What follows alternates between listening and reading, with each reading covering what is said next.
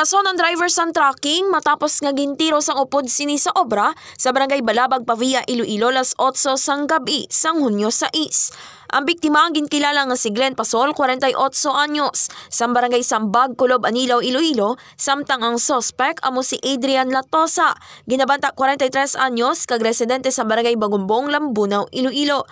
Suno kay Police Master Sergeant Luther Maderse, investigador sa Pavia Municipal Police Station, ginpayag sini nga nagainom sa makahulubong nga ilimnon ang biktima upod ang hinablos sini nga si Christian Pasol sang hinali lang nga nagsulod sa barak si Latosa kag ginti ang biktima. Suno sa biktima, why man kuno sila tigibaisan.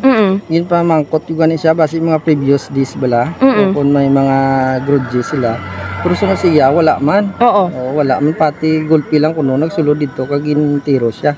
Pilasat yan ang naangko ni Pasol nga gilayo naman nga gindala sa West Visayas Medical Center. Samtang, na-recover naman sa kapulisan ang 38 revolver, 4 ka fired cartridge, kag 6 ka live ammunition sa crime scene, kag nakapalagyo naman ang suspect. Sa karon nagapadayon pa ang hot pursuit operation sa kapulisan batok sa suspetsado.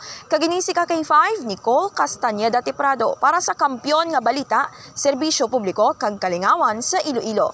K5 News FM. This news is brought to you by, do you feel tired all the time? Do you have frequent infections? Do you have always cold? It's a sign of low immune system. Boost your immune system with Clinica D3 Bio, antibacterial, natural antioxidant, immune system booster. Clinica D3 Bio has vitamin D3, lauric acid, and monolurine to fight against all viruses. Try Clinica Vitamin D3 with Coccus nocifera.